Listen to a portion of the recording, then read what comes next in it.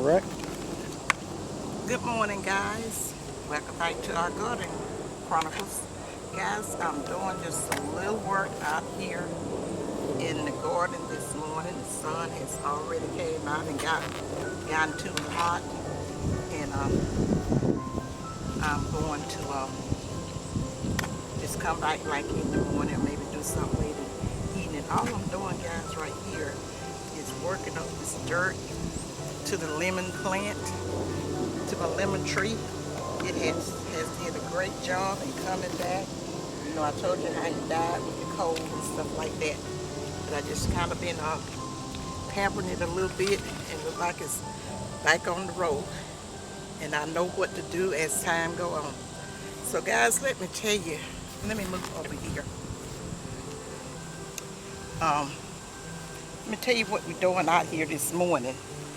This is going to be the final showing I show you of this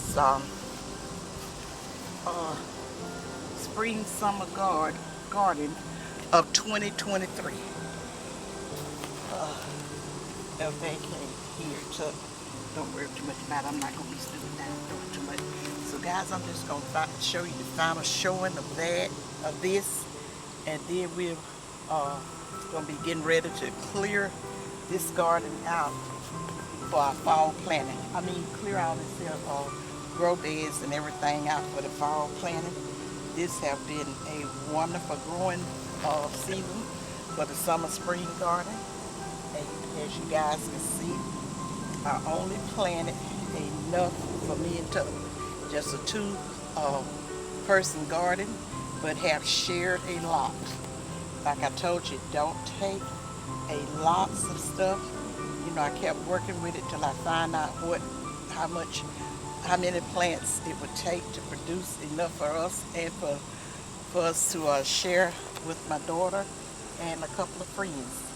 I have gotten a lot of these bell peppers off, chopped them up, and put them in the freezer, guys. So they did really well, and so this probably will still be producing. I'll probably give you some shots of this in the in our fall garden, according to how long it lasts out. This will last. These peppers will keep producing until the the cold mess them up, and then I just might put them back in my greenhouse. I'm just learning now, guys. That's the reason I call this my garden chronicle. And then, okay, right over here, guys, I planted two zucchini plants, and they have mad produced. And I'm gonna tell you something to watch with your zucchini plants. Make sure you keep a check up under the bottom of them, because the fruits on there will get too large and hard, because Tuck always come out and do the harvesting of the garden simply because it's got so thick, and I just really couldn't see where I was putting my hands at. Because if you got low vision or any type of impairment or something, guys, protect yourself. You know what you can and can't do. This is a wonderful thing doing this garden, but you don't want to end up hurting yourself in any kind of way. This right here was the green. Look at it, still got blooms and stuff on it. This was the green zucchini, and then I had the yellow. But the bees cross-pollinated, and I got some yellow over there, but then a lot of them has, cross-pollinated with the green. It was turning green, but they still just as good. I didn't see any difference. I cooked both of them, never did see any difference and stuff in the taste. I just pulled a big green one off of this one over here this morning. Didn't even realize it was down there. Look down, deep down inside, like you said. And down in there is one kind of large, like some of the ones we've shown you in the past. That was down in the middle of that thing. And we'll show it to them at the end of the place in there. And let me tell you something else, guys. I sort of kind of told you about it. These zucchinis, when we had that bad weather, heavy winds and rains and stuff, it just broke. Oh, it broke so many limbs off of the plant, whatever you would call it. And we thought it was gone, but I came in and just pruned all of those broken parts off of it, and It just kept right on getting up. And which way you want to go now, Tuck? Keep This going way? around that way.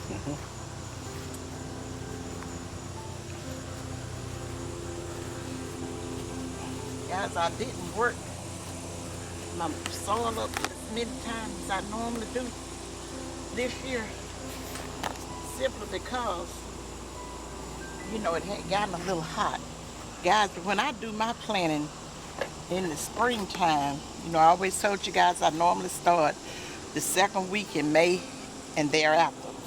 But what I do, I make sure I get my roots all good, strong, and started, making sure I done put the proper food to it and watering and all of that kind of stuff. And then I really don't have to do too much of nothing else to it, especially if you got it in a container or pot or something like that where it's not getting the grass and stuff. Every now and then I come in and I was doing just like you see me doing now, just loosening up that soil and pulling some of the soil to the root part of that plant. That helps be a strong root system. And that's what I had did to get, that's what I always do to keep my plants all good and strong, and really won't have to do too much to it except keeping it water. And thank God Mother Nature had did a lot of watering for uh, the gardens and stuff this year. We got rain yesterday. And over here, guys, we got the eggplants. As you see, they are still bearing. I haven't put any food on them. I hadn't put any plant food on them in a while because I wanted them just go ahead on and do, you know, just kind of run on out. Simply because I know I got to take them all out of this raised bed, because I'm going to try collards in this raised bed this time. That'll be the first for that. So I wanted them to run on out, but I probably will come in and put some more food on them before I'm ready to plant my collards and everything. And okay, this is, you know, our plants and stuff that we put out here to draw the bees, because we really didn't have too much around here to draw bees and butterflies to be pollinator of our garden. And I went ahead on and we planted some flowers and stuff out here. They work well. And oh yeah, guys, let me tell you something. These things right here, they don't pollinate your plant, but they sure is pretty. I was just joking, guys. I got those little hummingbirds and all of that stuff, you know, hummingbirds and everything is great pollinators of your vegetables and stuff.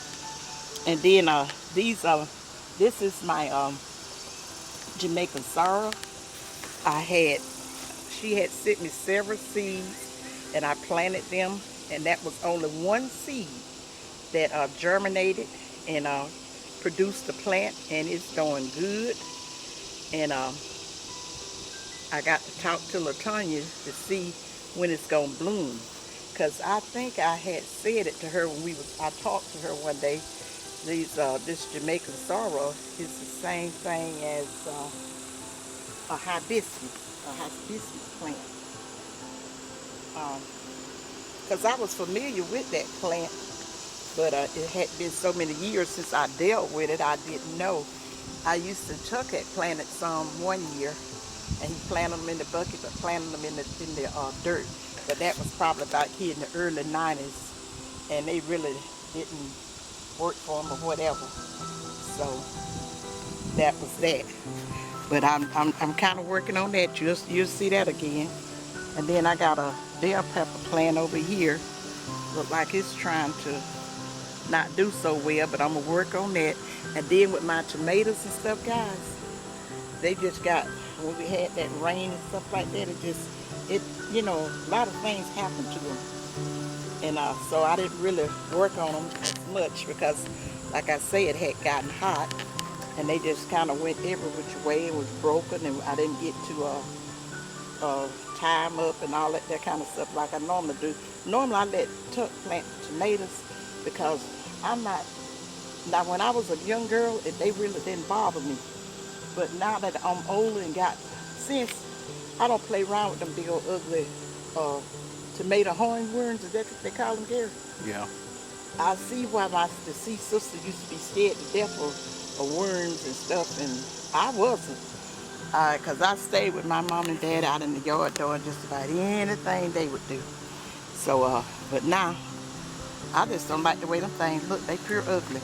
And I don't know whether or not, ain't nobody told me what that little long horn that's sticking in the back of. I was like, ooh, I would never want that thing to pierce my skin or stick my skin in any kind of way. It's just so ugly and horrible looking, whether to do it or not. I just be in my head, it done did something real bad. But guys, regardless of the damage we've got from wind, you can see that these tomatoes are still producing. This is the plum tomato here, and it's obviously because it's shaped more like a plum. But this one here, that's in there here, even though it's laying down all over the place, it's full of cherry tomatoes. It really, really is. You wouldn't believe And they are some good sweet tomatoes, I tell you. They really are. Because I had so many of them till I just kind of cooked them down and put maybe about 4 or 5 pint-sized bags of them in the freezer because I didn't want them to waste. Or you put them on your salads and stuff. We've done that, so. Yeah. But these are real sweet, I tell you. Sometimes I'll get a time or two, get a couple off here and just eat them straight off the vine, wipe them off there, and I'm just amazed at how sweet they are. And guys, over here, that that watermelon vine I told you that's volunteered over there, it didn't do anything because I broke it off one day, fooling around. I was working with something over here, and I just broke it up, and I really didn't care. I meant to tell you, it did produce one watermelon. It was over there, but it rotted off.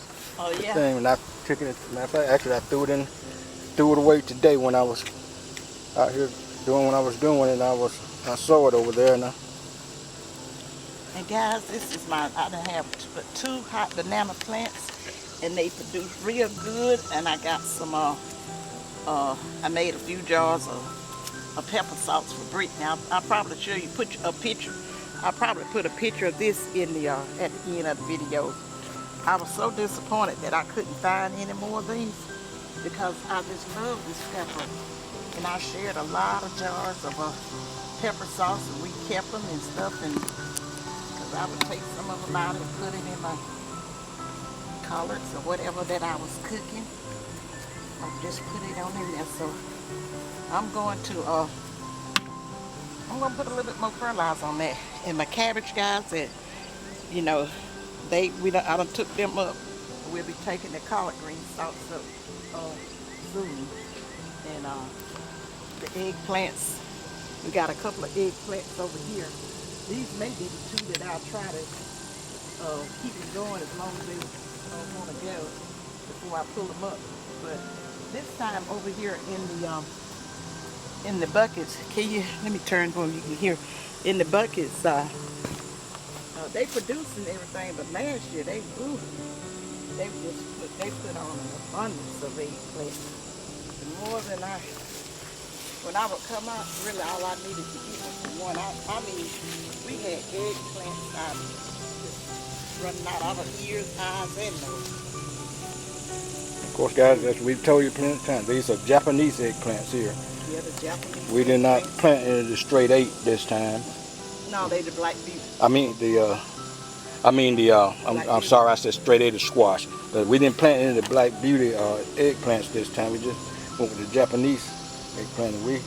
And I don't have know a if good. I ever planted. I just like these, so I just love them. And I did a lot of dishes and stuff with them, chopped them up and stir-fried them, and I did everything with them, right, Chuck? Put chicken in them and made little sauce and a little sauce over it and served it over rice, and I have served it over some spaghetti noodles and all of that. And Chuck, you can tell about More your peppers here, guys. We got them right here. Actually, they're in concrete cinder blocks. Got them right up against the greenhouse. This is the same thing that I had these are the hot peppers last year. Now this is the If you want to view it on the video. sweet peppers here. The ones that we showed you over there in the grow bed is hot. These are sweet. And I also have jalapeno peppers over here, which is the regular jalapenos. And of course they produce plenty of peppers as they usually do for us.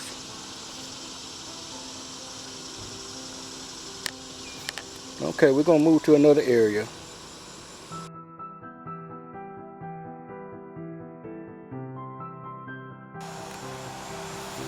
Guys, this is the zucchini plant Tuck told me he harvested this morning. But you know what? I think I can do something with this. It may not be too hard, where I can just open it up and just kind of hollow the inside out and make up sort of like a dressing and just kind of stuff this simple plant. So I got over here by this basil stuff. These bugs done got a little bad. That heat must have kept them away. Let me spray a little bit, y'all. Try to keep them from biting on me. So you know, I told you I would show a picture of it, and I don't know he still might, but I was just showing you guys that. And over here, guys, this is my rosemary. And you know, I told you about the what went on with the rosemary. I had a rosemary in 2 pots, but over there in the other pot, and they was the plants, they were not seeds. Somehow or another something got in it.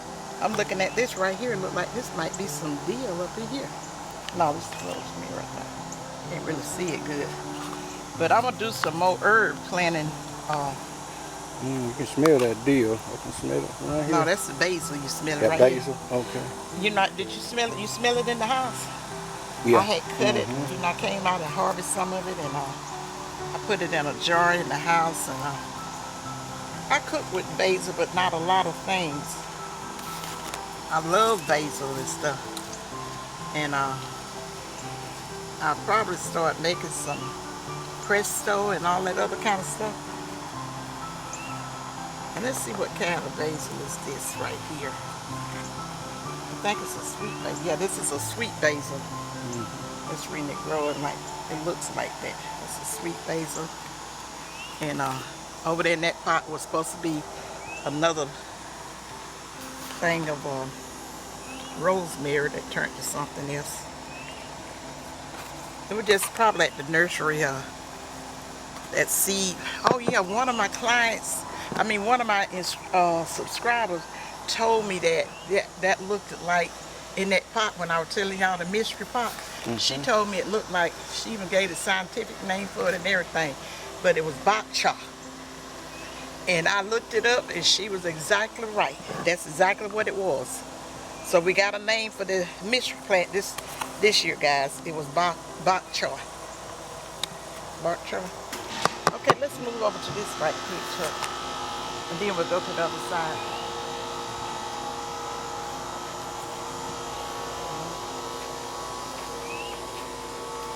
Guys, if you remember this or look back on the videos, this was the Swiss chard that one of my subscribers shared the seeds with me. It did amazing. It is delicious. First time I've grown into this, and we just had some for dinner yesterday, mixing some mustard greens. Oh, it was one. I mixed some the bok choy. It was the mustard greens in the bag, and I know this time of year, even though it is in a bag, you kind of got to hip it out. So I mixed some of the Swiss chard with it, made it very tender, and I put some of the I chopped up some of the hot banana peppers, and Tuck had brought one of the onions out of the garden. I put that in there. I'll tell you guys, it was delicious. You know, like I told you guys, this is your stuff. Anything you want to try with it, you try it. That's how just about all people that put out gardens and cooking videos, it's a lot of this is trial and error, because you got to do stuff according to your area and stuff. That determines how well stuff grows, getting it in the right spots. And that's what I take the most time in, getting stuff in the right spot to grow, and then get the fertilizer and stuff and my soil right. And usually I don't have any problems. On down the line, guys, I'm chronicalizing this like I told you guys. I would share things with you, and if you have questions, you want to ask me about soil and all that kind of stuff, I think next year I will be able to answer those questions, because I'm the type of person, I don't just want to tell you anything. And you got to kind of use the stuff a while before you um, you know exactly how it's working, what it'll do. Now that's the way I like to operate, because I want to try to tell you the right thing, and then I like it when you send me emails and ask the questions about it, because if you can give me a little bit more details as to what area in your garden you got this stuff planted at, how much full sun, filter sun, or whatever is get, if it's under some trees, and all of that stuff makes a difference. You know, I told you the way I did my grow bed, raised bed. I had already intended to get 2 of the grow beds, but I wanted to see how it would work over there in the spot that I had planned to put it in before I got another one. And then I have one that I did the watermelons in. I wanted to try doing watermelons, because that would be something great for us. It's the watermelon, because I love watermelons. Watermelons, cucumbers, and collards, and peppers, and tomatoes, and okra and stuff like that. That kind of stuff really, really, really benefits us. You know, because now I even got peas and stuff in the freezer. I hadn't even went down to the place where I get the produce. Snap beans, all of that. Yeah. I hope to plant some more green beans for the fall, because those things were very tasty. I don't even know what kind it was, but they was very, very tasty. Okay, guys, let us run on over here to the next section of this here. Now, guys, you can see we're getting ready to move to another area, that this is pretty sparse now. You see what we've been cutting off and breaking off it. But if you go back a few videos, you'll see what this tub was just filled and overgrown with vegetables in here. But that's, like I said, this is the end of the season here now, and this pretty much will probably be the last of this. We'll get what little bit left off of it and pull all this up, and then something else will go in here for the fall, probably. Like I said, when I came out and harvest some, Tuck wasn't here, and I had some turnips I was fixing for his dad, and I wanted to put them in there, because I had stir fried with this, absolutely delicious. I stir fried with the Swiss chard, using some I think I put red bell pepper, and I put a sweet and a hot banana pepper, and I put the garlic, and then other little seasoning and stuff in there. I even put a little soy sauce in it, just made like a little stir fry, because I had grilled some chicken breast. You remember that? Mm-hmm. That's right. I go and I use it. I think I use it as a size, and then I used it one time where I had put a little sauce, like I made up like a little sauce and put the chicken and stuff. I had grilled the chicken in the oven, and cut it up in like cubes and put it over in there, and served it over the spaghetti, and that was absolutely delicious. Okay, guys, let us move on over to the final part of the garden that I'm gonna show you. I'm gonna show you my little stuff, and then Tuck will talk more to you about the, I don't know what you call them. Not everybody got to doing containers and raised bed gardens, so till I don't know what you call the garden that's in the ground. It's the ground, earth, just in, you know, because it's a wonderful thing though, because a lot of people have soils, and we had for many, many years soil that just would not produce anything right. And we used to have the soil tested and everything, and it still just didn't produce like it should. And I didn't know if I wanted to invest all the money into getting the soil after I would have it tested, to do all the stuff that they were saying to put in the soil to make it really produce the vegetables and stuff. But now that I think that this is a good choice for everybody to grow yourself something, I mean, let me tell you something, guys, real quick before we move over here.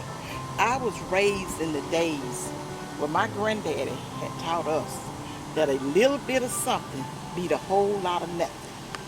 He was talking about when my brother didn't want to do this little job with this, working at this here construction site, picking up something, just a little something. Oh, that man didn't want to pay nothing. This was my older brother, who's deceased now. And he asked him how much money did he have then. And he said, he didn't have nothing. He said, well, don't you think them few dollars would be more than nothing? He said, you remember a little bit of something did a whole lot of nothing. You got to work yourself up. Because you ain't going to get out there and make just as much as the people. Because my granddaddy was a brick mason. He did brick masonry for a living. And and he was trying to teach my two brothers that, but they wasn't interested.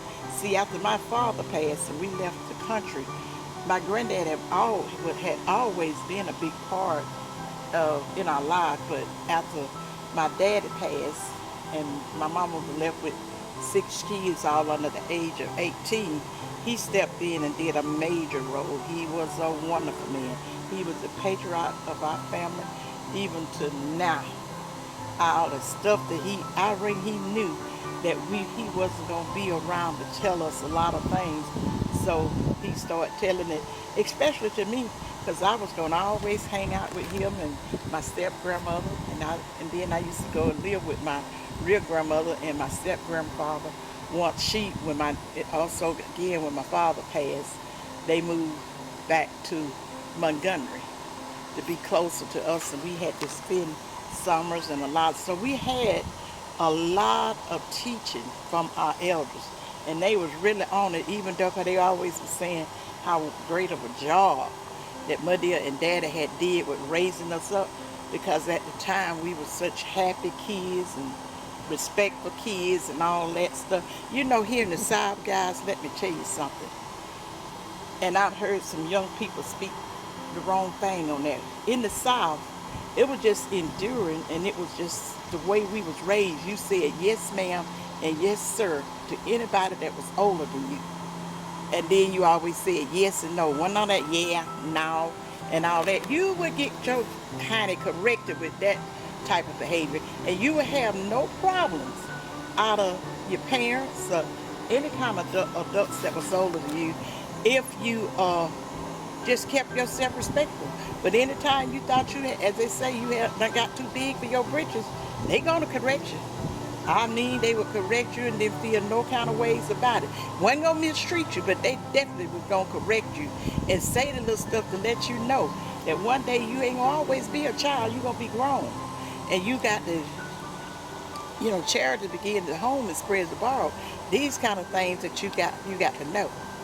In order for people to be respectable of you, you got to be respectable of them. Okay, we're going over to the other side because I'm not going to do too much talking in this video. But this is the time that I like to talk with you guys when I'm doing my garden videos or either my weekly meal. But right now, it's still feeling pretty good in here. That's the reason I felt the desire to just kind of share that little tad bit. And that's what we used to call it again, the tad bit with you. Yeah. Okay, Luke, let's go on over here. Okay, guys, this right here is my lavender, and I think it just really have had a lack of water, and I didn't come in and do the fertilizing like I should. But this is a perennial, and I'll probably do some cutting back, and I probably can save this, because I will be sticking it in the greenhouse when it get real cold. But it has, I mean, it really did a good job drawing in the bees and stuff and whatever, keeping what we had planted over here pollinated. And I don't really know what this is besides pretty. This was so pretty. You know, I told you Brittany had got this, thought it was the lavender, and it wasn't, you know. So that's all I can tell you about this. When y'all see this, if I show it to you again, I'm going to be pruning it up and doctored and petted and give it a little food and all that kind of stuff, and see can I get it back to living. If I can't, I'll get some more, and I know what's what on it. Because like I say, when it got real hot, we wasn't watering it as much. Now guys, these grow bags are awesome, but let me tell you, you have to watch your plants in here, simply because it will require a lots of water, and they be so easy. When it's hot, it's just easy to, very easy to dry out. So you got to make sure, if it's not raining, you keep enough water to it. And that's probably what happened here, because we went a few weeks without any kind of watering, and I think Tuck was just basically putting a little sprinkle over here and not getting it soaked like it should. Because when I come over, when I do my watering, I make sure I give it a good soaking. And then we're gonna go over here and show you the watermelons. Guys, them watermelons are delicious. These little small watermelons. We have eaten 3 of them already. And I absolutely didn't know what I was doing when I did this watermelon. But I think next I time. pulled 2 so off it a couple of days ago. Okay. They're about gone. And they just right big enough yeah, for the me. limbs are drying off and everything, so to know that they done met their maturity pretty much. Guys, with anything, the first time I do it, if I got some instructions how to do it, I'm gonna follow the instructions as stated, and then see what it do with that. And if it don't, I can see next time I know what I need to do to add to it. And with these watermelons, I'm gonna try them again because, like I say, I love watermelons, and they'll be very beneficial to us to grow the watermelon and stuff. But I know I got something in my mind as to what to do next time. But this is it. We're gonna be cleaning this out, and like Chuck said, I think I seen in the room, I seen some of those watermelons rotten. Where? Down there. And they done No, ran I got course. I'm taking the ones off that I saw that was rotting. And That had rotted. should have cut with stuff on the shoulder picture when you're looking inside. Oh, they're very, very juicy.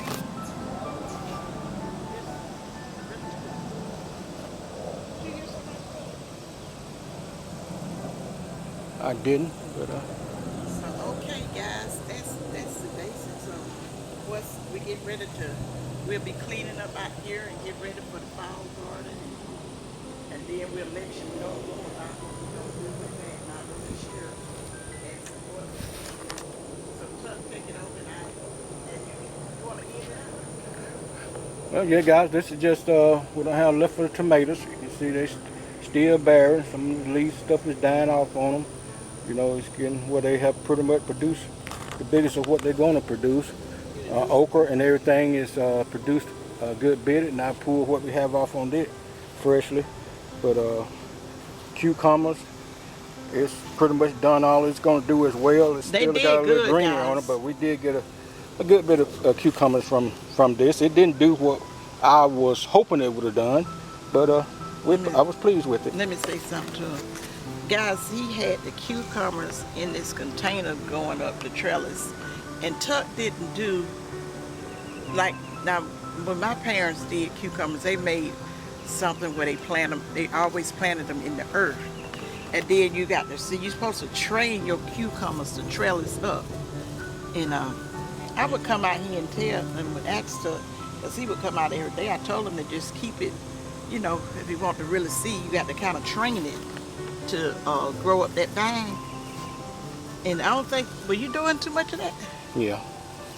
But anyway, there were some good cucumbers, and I would really like to have some more of this same kind, because I use them in my infused cucumber and lemon water. That was perfect for that. You can hear.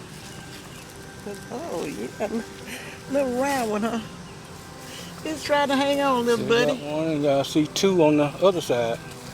2 small ones that was still, so they still trying to produce. Now They still trying to go. this is a done malfunction. Look at all that. That's no good there. You can see you pull these off, and it will produce something else. Just snap that one off. Yeah, it's gone. Cucumber down. Man down, man down. Because it still got some more blooms and stuff on it. But he did some kind of wrapping with these screens and stuff, and I didn't know what was going on, what he did there, but Let me show him these other little 2. Okay. She probably said the same thing with them, but I just noticed them when I was standing over there. I had 2 others right here, right there, that's growing. Yeah, that cucumber there.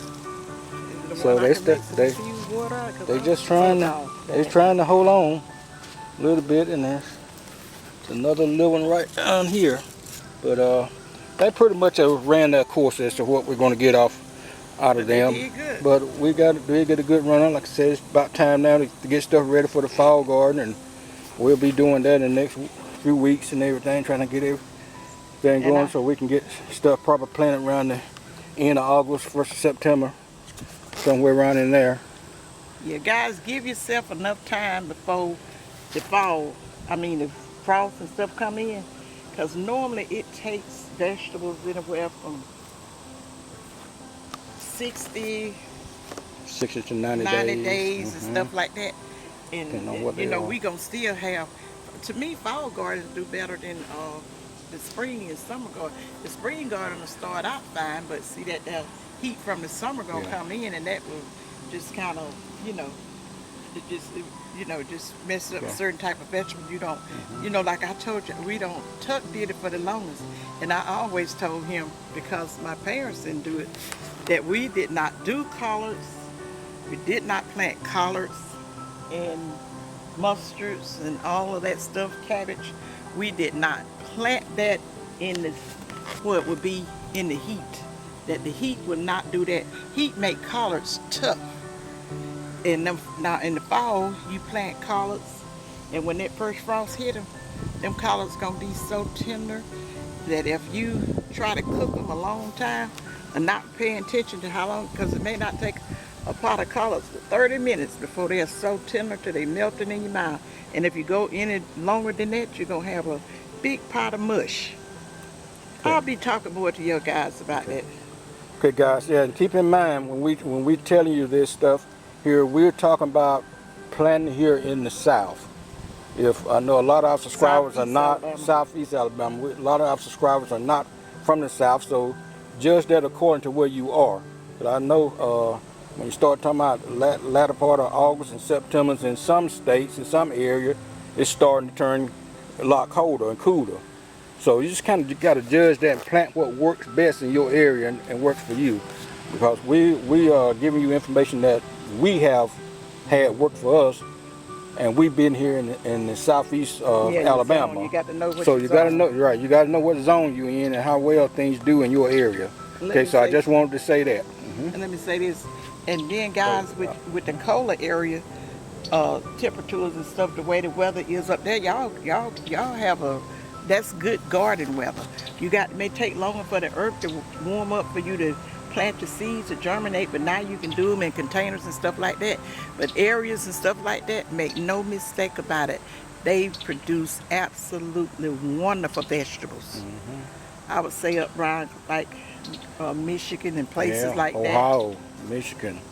You will have a beautiful garden. But down here, because it gets so, we have gardens and we make do. We always have them. That's our nature.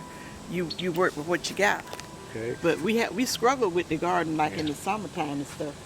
So even out west, Oklahoma, Missouri, Kansas, all out there. I mean, if you ever travel up through those areas, you see there are massive gardens and stuff up there, farming land.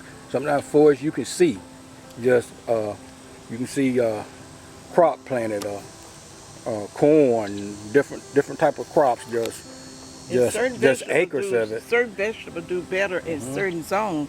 So if you're gonna start planting, which I advise everybody to try, if you ain't got to have no big, get something you can handle. Like this is a little senior citizen garden right here, and it is absolutely a lot of work. Cause I am not gonna get out here and start. I'm gonna do it before the heat and stuff take over. Cause God give me enough sense of discernment, whatever. That don't you get out here in this heat, because it's been so many years since I left the heat in the country, and I was younger. What didn't bother me, and now we done got spoiled with this here artificial air and all that. You get flopping out here too much in this here heat, you'll be ending up with a heat stroke. Well, I'm a strong believer that this heat now is different than the heat we had when we was growing up. This heat is a lot more hot and more intense. I think the the dew point is a lot higher around here now than it was then. You have 80, 90 degrees, but you have a breeze or something growing with it a little bit like this. When you get the dew points up above 70, better in this area. Not only is it hot, it is muggy and extremely muggy to the point is that it takes your breath just about sometimes. Well, see, guys, I've learned that you got to work with Mother Nature because it's nothing that we can do about it. Absolutely. I done heard a whole lot of that man think they know about Mother Nature. God, He will fit us to survive in whatever He got on this plan for on this earth. We know who made the heavens and the earth. I know who made it, and I know I have no control over that. But He do give you the common sense and the knowledge how to survive, and it's the survival of the fittest. So long as you learn how to work with what you got in the area of what you got, that you can help it out, and that you can't, don't worry about it. So that's all we can do. Okay, so, guys, I think that's pretty much it. Maybe gonna close us out. Guys, I don't have too much more to say. Enjoyed having this little short chit chat with you guys, showing y'all it's a little song by the end of the road, but we are at the end of the road with our spring and summer garden of 2023, and it's been a good one. And of course, we're thankful to God that it was well as it was, and that He gave us a little help and strength to get out here and do what we could do. And I also used great stewardship over what He had provided us with these vegetables and stuff like that, because it was like, it's a lot of work and work in it, but we really didn't put that much money into the garden and stuff this year. Each year get better and better. As that song say, each round go higher and higher. So guys, I'm gonna close it out now. I'm gonna say happy fall planting to you guys. It's time to get out and get started and get ready, or either just put it in your head or plan in your head what you plan on doing. But remember, most of all, remember what May always tell you guys: think positive, use your common sense, and May love you guys. And bye. Bye, you guys.